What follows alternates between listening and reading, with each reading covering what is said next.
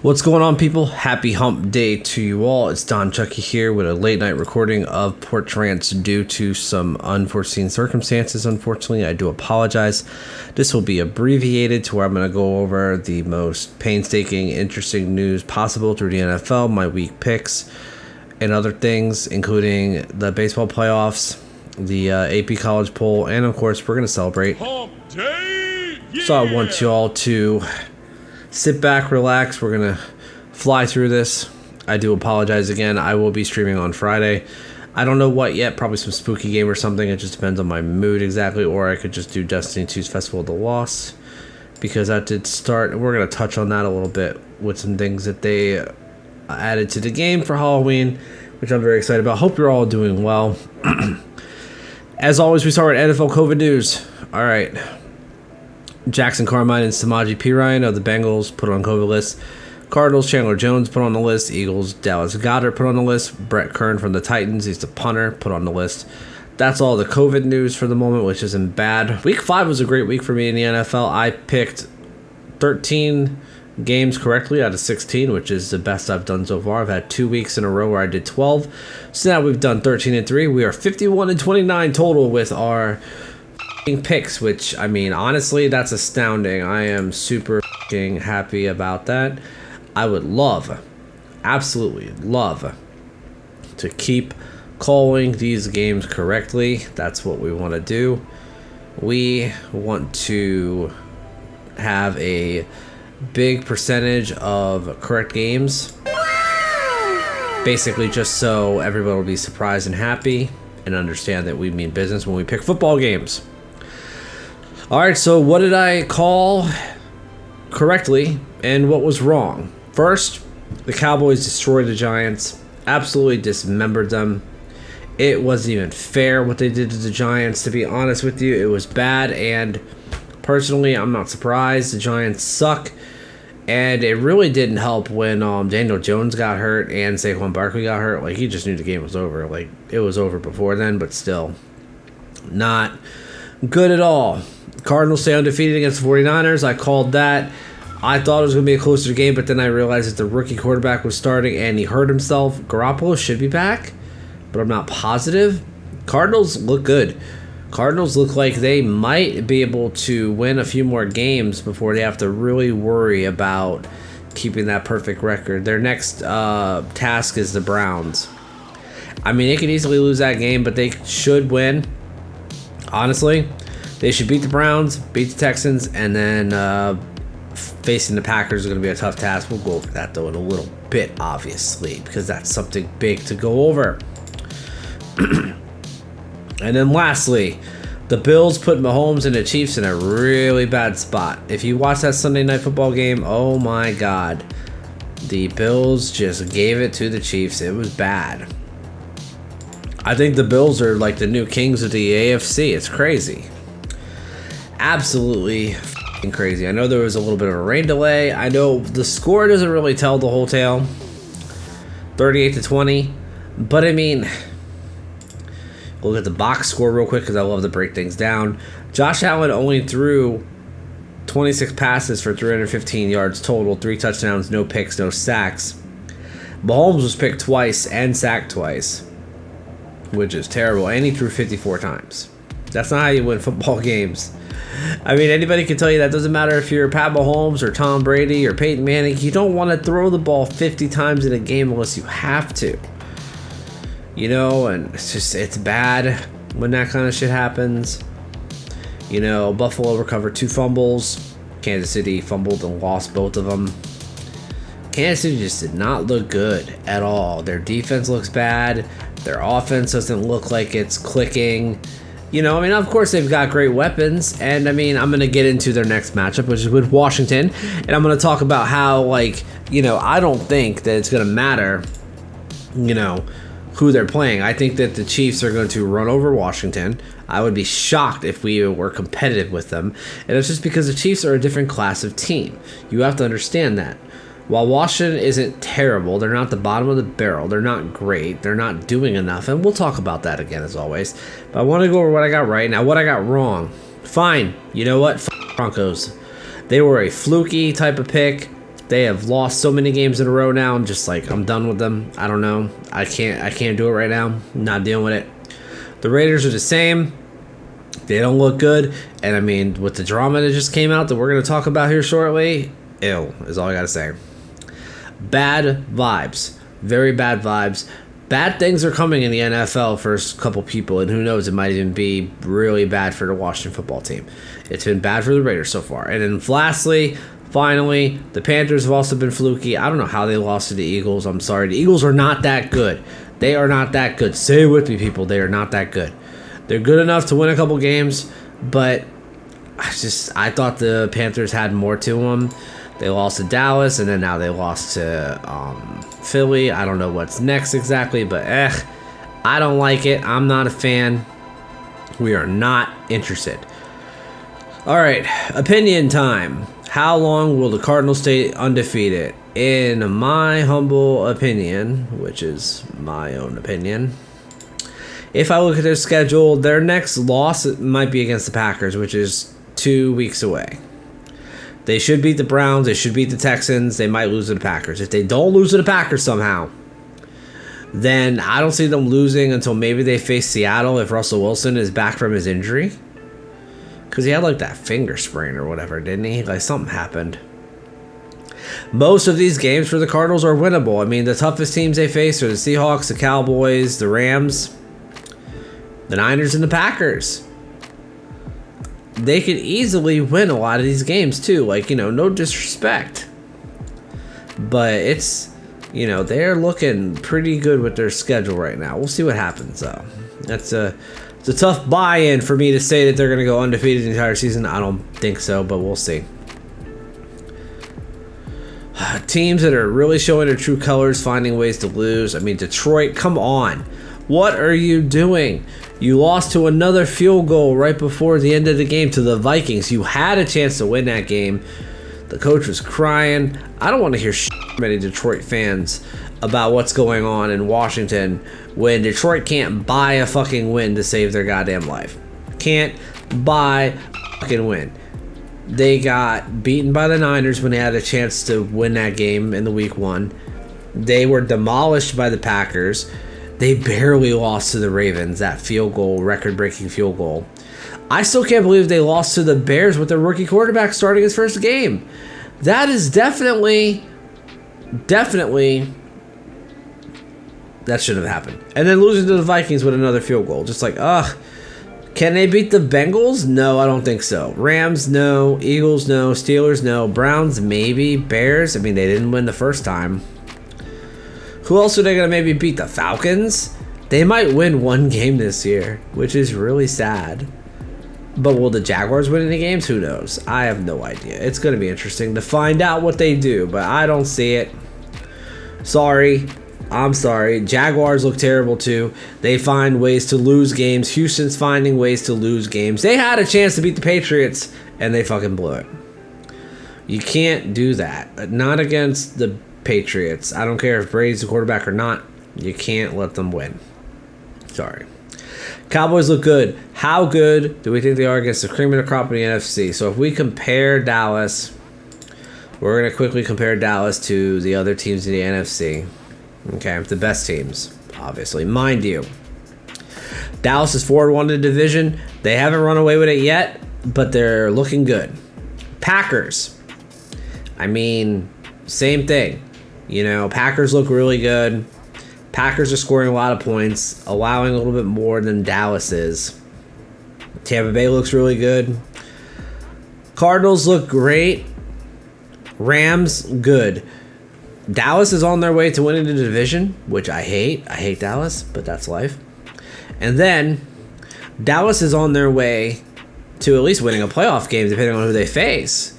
I mean, depending on where they place as far as everything goes. You look at their schedule, they could beat the Patriots, they could beat the Vikings, they could beat the Broncos, they could beat the Falcons. Chiefs, I don't know. Raiders, Saints, they could probably beat. They'll probably split with Washington just because Washington finds a way to win a game once in a while, but I just don't know. I'm not calling it. I'm just saying how it is sometimes. They'll beat the Giants again, beat the pants off them. Cardinals is going to be a tough game just because they're undefeated at this point in time. Last game against the Eagles, we don't even know if that's going to mean anything in the division by now. Last game's in January 9th. We're not even in November yet. If Dallas keeps winning and the other teams don't win, this is going to be a wash. It's not going to matter. So, yeah, it's crazy. I'm not a fan of it at all. I'm not a fan of it at all, but that's just life. That's how it goes. Next topic. Who has a better chance to win their first game, Lions or Jaguars? So if you look at the schedule, I already kind of looked at the Lions schedule. We're going to look at the Jaguars schedule now. I mean, they face the Dolphins. They could beat the Dolphins, especially with Tua being injured. They're not going to beat the Seahawks. Not going to beat the Bills. No chance they beat the Colts, Niners. Falcons, maybe. Rams, no. Titans, doubt it. Texans, Jets, maybe. If Jacksonville doesn't win now, it's going to be a really close race. It's basically how it works. If Jacksonville doesn't beat Miami this week, it's going to be down to the wire last couple games before we know if they're going to win.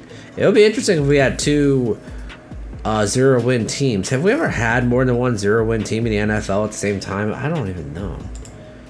That's an interesting thing to look up too. All right. Just what is going on with Jon Gruden and this email thing. So if you haven't been paying attention, unfortunately, there's been some serious things coming up with emails from Jon Gruden within the Washington football team. It's always, why does it always involve Washington? Why does it always have to involve Washington? Can we not involve Washington one time now, please? If you didn't know, Jon Gruden is out as Raiders head coach in the wake of reports that Gruden used racist, misogynistic, and anti-gay language in numerous emails over a 7-year period. And think about this. This was also when Jay Gruden was coaching Washington. So Bruce Allen, Jay Gruden, other people, high officials within Washington could be involved. We don't even know. We have no idea. All we know right now, the only thing we know is that Gruden had to resign because, well, let's face it, he had some nasty, vulgar language directed towards DeMaurice Smith, the NFLPA executive director, vulgar criticism of Roger Goodell, and some other stuff. It's, according to the Times, Gruden sent emails to Bruce Allen, then the president of the Washington football team, and others during a 7-year period that ended in 2018. So think about that, 2011 to 2018, just terrible. He talked about Jeff Fisher drafting Michael Sam. He talked about other different things. Just, I don't know. I don't know what to say about this other than this is just terrible. Absolutely terrible. Do I think that they're wrong for doing this? No. I think they should have done it because you can't have this kind of stuff because enabling this is just not right. We're in a different world now. We're in a different culture. I don't care if these emails happened 7-10 years ago. If they resurface and they're in the line of work that you're in right now, what are you talking about? You're gonna deal with some shit. You're gonna have some problems. And here's the other thing. Here's the real big kicker. The NFLPA wants all the release of all these emails, not just the ones involving Gruden that said different things about different people, but every single one. The NFLPA is petitioning the NFL to release Washington football team investigation after Jon Gruden's resignation. Here's the deal, right? With all the that happened to Washington in the last 10 years, with all this shit happening with the cheerleaders and the way that female employees were treated, which was terrible, absolutely horrible. Not right at all. Here's the deal. It's all terrible. Do I think the NFL is going to do it? No. And if they do, they're going to take forever to do it because for some reason, Roger Goodell is defending Dan Snyder. I don't know if it's because Dan Snyder backs Roger Goodell as a commissioner or if there's some kind of money thing or if there's some kind of other shit. All I know is this. Dan Snyder's been protected since he bought the team. People hate him. Nobody likes him. Nobody has liked him since he bought the team back in the late 90s or whatever, whenever the he bought the team.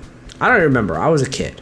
All I know is nobody likes Dan Snyder. I've never liked Dan Snyder. This kind of going to push more fans away from your stadium when you want people to be in the stands. It's bad enough you got your coach saying things in interviews that can be misconstrued, and also I'd like to say you want your coaches to be honest, but then you don't when they say like he did with the whole like I kind of wish the 7-9 didn't win the division. His words were misconstrued. He still said that it's going to be tough regardless. Doesn't matter if you win one game in the NFL or you win every game in the NFL. Every season's tough. It's just a varying amount of tough, varying amounts with injuries and play schemes and how everything goes, luck of the draw, etc. Washington's got too much going on again. They're always in the news. They always got going on. And frankly, I don't know what's going to come of this, but I mean, honestly, I kind of hope that Snyder has to sell the team. Will it happen? I doubt it. We've been waiting for this for forever. But then again, we did wait on a name change for how many years? They were talking about name change stuff in like the early 2000s, and it took them as long as it did to change the name for the moment, not even to get like a new name or the real name. This is a placeholder name for the time being. It took that long, so who knows? The NFL takes forever for most of their investigations. They think they're the judge, jury, and executioner of everything when they're not. We'll see what happens. I'll keep you posted. I'm a big Washington fan, so I care. Speaking of Washington, does Washington have a chance against Kansas City? I mean, everybody has a chance to win any game possible. However, it's a very slim chance because the Chiefs can score at will with fucking all their weapons, Mahomes, and all their speed on the outside of the receiver. Just good grief. Like, I just don't know. Tyreek Hill, Josh Gordon, Mecole Hardman. I wouldn't want to face them. Not with our terrible defense. No thanks. I'm good. Like, they're just... I fear that we're going to get our ass kicked in this game. I fear... And it's not even that the Chiefs have a great defense, but if they're up 14 plus points, what are we going to do? We're going to just be like this. Yeah, and everyone's going to be pissed. Everyone's going to be unhappy. All the radio calls are going to be like... And we're just going to have a show. It's going to be a f***ing show.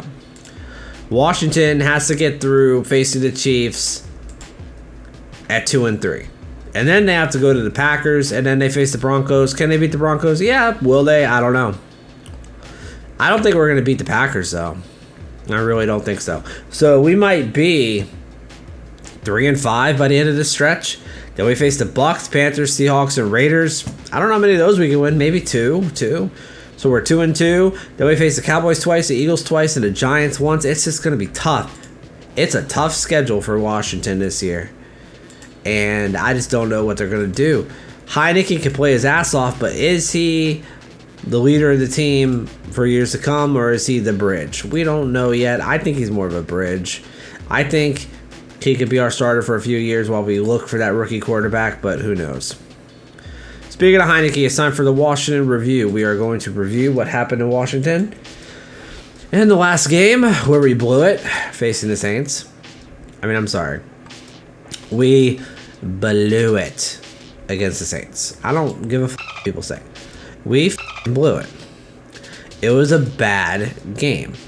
Very bad game. And we had some defensive plays that were just awful, and then we had some other things that were awful. We're going to look up the data real quick. Jameis Winston, 15 out of 30, 279 yards with 4 touchdowns, 1 pick, 2 sacks. Heineke, 20 out of 41, 248 yards, no touchdowns, 2 picks, 2 sacks. Terrible. Heineke was not good. Heineke was terrible. Our running game was pretty good, but it was mostly Heineke and then that one run from DeAndre Carter. We need more running. Passing, we did fine, but we were behind for most of the game anyways. We held the ball much longer than they did. Here's what I don't understand. Here's the fun part. If I remember correctly, yeah, we held the ball for 36 minutes and 26 seconds and we lost. That rarely ever happens. We had more first downs. We tied at turnovers. We barely had more total yards. But we had 13 minutes nearly of time possession difference, and we blew it because of, not just penalties. 2 turnovers were terrible, but also this. Let's remember this. The Hail Mary at the end of the half, which we just misplayed, and then that other 70-plus yard touchdown that they threw, just misplayed. Our defense did better. I'm going to give them a little credit. They did a little better, but it was Jameis. It was Jameis Winston. Sorry. 2 tackles for a loss, 2 sacks, 4 passes defense, 9 quarterback hits. Not bad. Could have been worse. Cole Holcomb had that interception, which was great. Here's the deal, though. Defense got to step it up. You got to keep going. Keep going after the quarterback. Keep hitting the ball out. Punch it out. Get your hands up. Do all this crazy shit you have to do to disrupt the quarterback. It's just ridiculous. But again, I don't see us beating Kansas City. I'm sorry. We are going to go over our beer of the week for this week, and it is Sierra Nevada's Hazy Little Thing IPA. One of my favorite go-to hazy, not too strong, but strong enough to just give you a little kick IPAs. One of my favorites to drink all year round. Juicy hops, a silky malt meat, and a hazy little thing with fruit-forward flavor, modest bitterness, and a smooth finish. Easy to drink. 2-row pale malts, Munich malts, oats, and wheat. Hops are Citra, Magnum, Simcoe, Comet, Mosaic, and Eldorado. Ale yeast. It's a great beer. Hazy IPAs are basically mostly just easy to drink IPAs. They're the kind of IPAs that they're not girly, but they're just light. They're lighter, so they're just not gonna overpower you and stuff. Very, very good beer. One of my favorites. All right, let's get to the picks. Week 6, we've been doing great with picks. So guess what? Here we go. Bucks over Eagles. I have a big upset in London, across the pond. Sunday morning, Jaguars beat the Dolphins. I'll tell you more about that in a minute. Packers over Bears. Bengals over Lions. Colts over Texans. Rams over Giants. Chiefs beat Washington. Vikings beat Panthers. Ravens and Chargers is such a tough choice. I'm going Ravens, though, based on the win, but Chargers just look so good. It's crazy. Cardinals over Browns stay undefeated. Raiders beat the Broncos. That would be interesting. Cowboys beat the Patriots. Patriots could surprise us, but I just don't see it. I don't see the drive. I think they're falling apart. Seahawks beat the Steelers. Steelers suck. Bills run over the Titans. And we have our first bye week in the NFL. These 4 teams are on bye. Falcons, Saints, Jets, and Niners. So now it is time for Who Sucks Less? Dolphins versus Jaguars is easily the worst game. Jaguars are a pitiful team that can't buy a win. And the starting quarterback of Miami is injured, although he might come back. Tua might play. We don't know for sure yet. His plan is to play, but it hasn't been set in stone yet. We won't know until 11:45 a.m. on Sunday morning, but we'll find out. Here's the deal, though. If he doesn't play, it's definitely going to be a shit show because I don't even know who the starting quarterback's going to be, but that game's going to be terrible.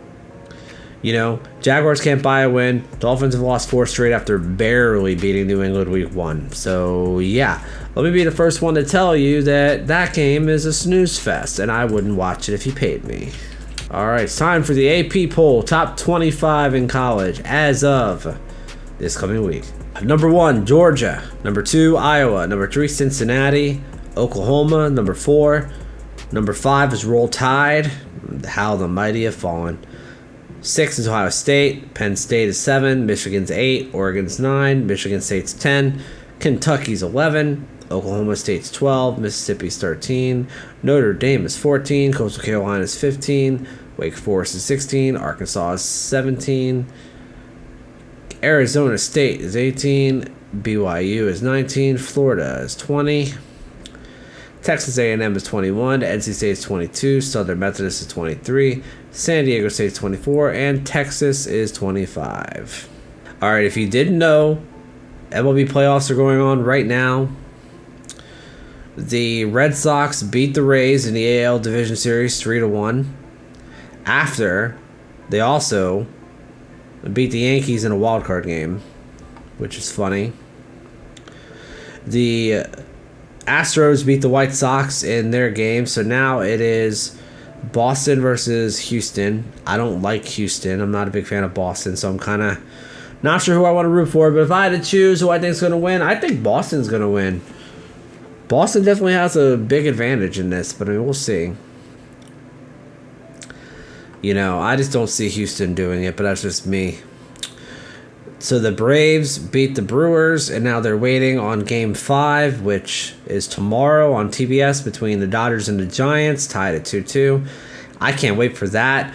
These kind of, like, and it's not a Game 7, but it's a win or go home type of game. I'm telling you, if you're a sports fan, you need to watch win or go home games because they're the best games to watch. Everybody's up to bat, everybody's up to pitch, everybody's up to do whatever the they can do just so they can win. And that's what makes it so interesting. I can't wait to see what happens. I'll probably be watching that game a little bit tomorrow. Again, it's on TBS. So we'll see what happens. If I had to choose, I think the Dodgers will beat the Giants, and then the Dodgers will hopefully beat the Braves. I don't like the Braves. I'm a Nats fan. I can't stand the Braves to save my life. I will never root for the Braves. I'd rather root for the Red Sox than the Braves. That's just my own opinion. That's how I feel. Get over it. I don't like them. I'm never going to like them. This is how it works. So, yeah. We don't like each other very much. We're not fans of that, but what we are fans of is the Pokemon Go Halloween event. One of my favorite things about video games is the Halloween events. They're usually some of the best bonuses, the best things to do. We're going to talk about a bunch of different events here real quick. Kind of tiptoe around some Halloween stuff, favorite candy, and then we're going to, send it off. Thank you guys so much again for your support. I do appreciate it. If you're on YouTube, hi YouTube, thank you so much. Please like this video, subscribe if you're new, and leave a comment down below for a topic you'd like me to cover next week. This is your call to action. Tell me what you want me to cover next week. I'll cover it. A spooky topic. Give me movies to cover, candy to cover, something. Speaking of candy, bonuses from Friday, October 15th to Sunday, October 31st in Pokemon Go include double hatch candy, double catch candy, double transfer candy, and guaranteed XL candy when walking your buddy. You get a remix of the Lavender Town music, the famous spooky kind of music in Gen 1 from Pokemon, which is, I love it. I absolutely love that. That's just me though, personally. New avatar items including a Pikachu pumpkin head, a Pumpkaboo top, Pumpkaboo pants, Koopa headband, and some Halloween face stickers. It's kind of neat. Halloween themed stickers to send when you open gifts.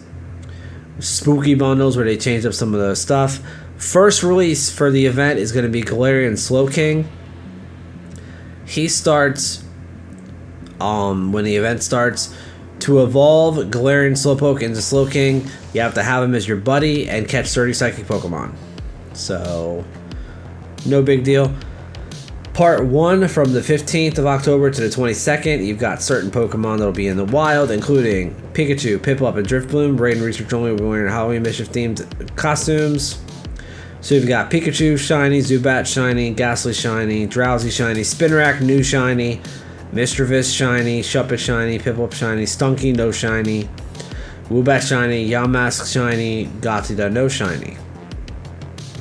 Part 2, Ghoulish Pals from Friday, October 22nd to Sunday, October 31st.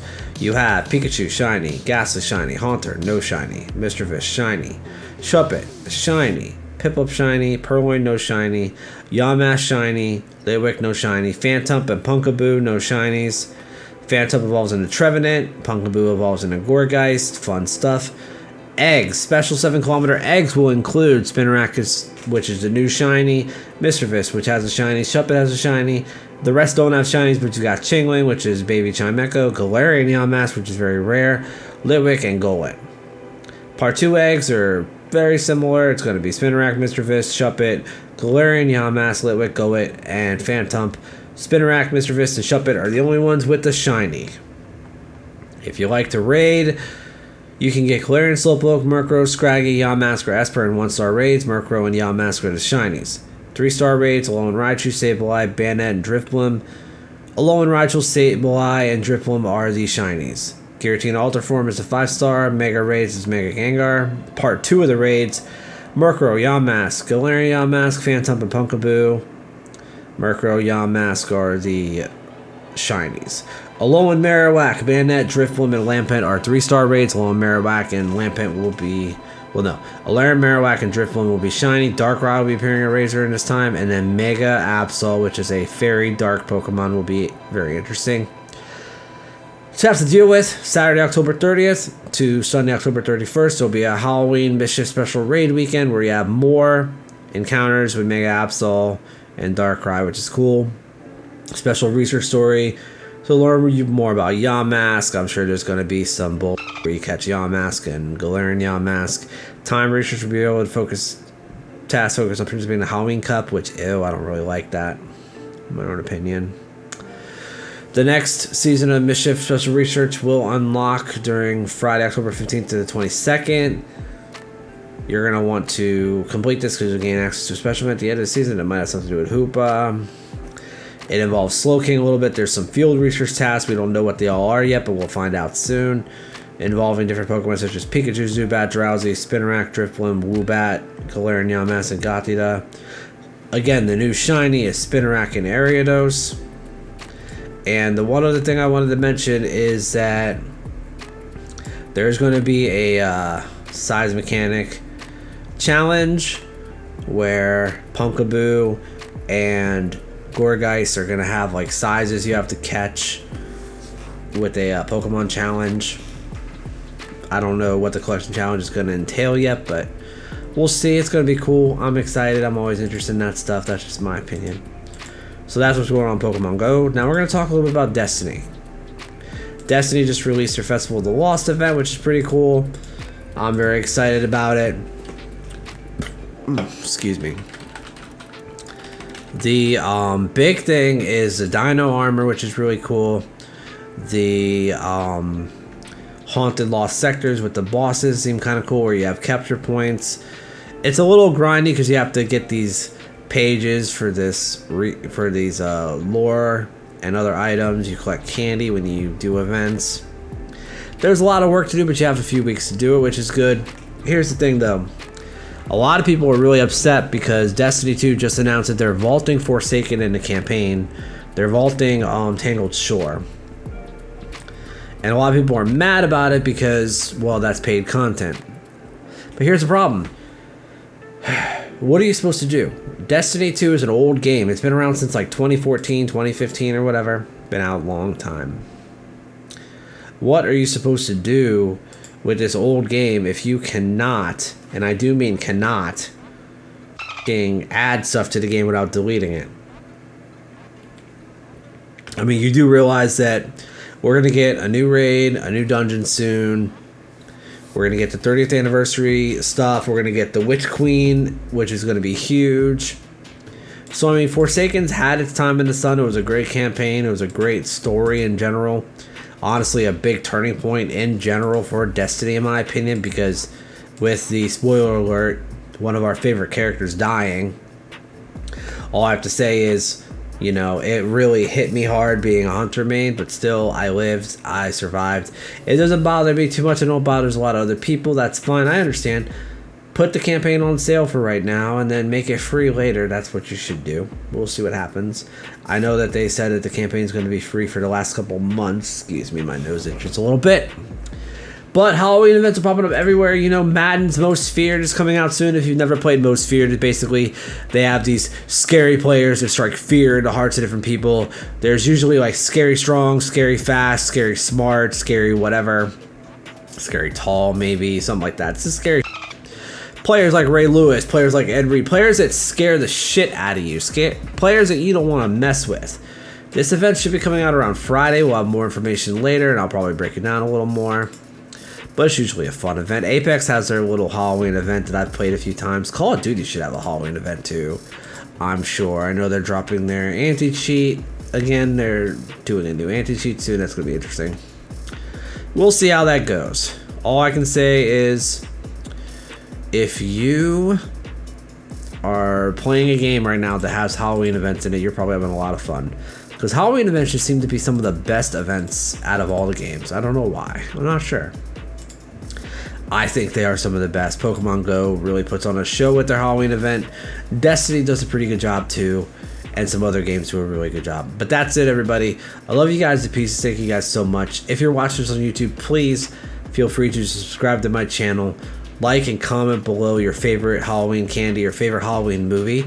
We're going to discuss more spooky stuff next week on my podcast. This podcast happens every Wednesday on Twitch, 7 p.m. Eastern-ish, unless something comes up, which it did today. Unfortunately, we had some shit come up that I just didn't have time to, stream it. So I'm just recording it now so my editor can put it up. Thank you so much for the help.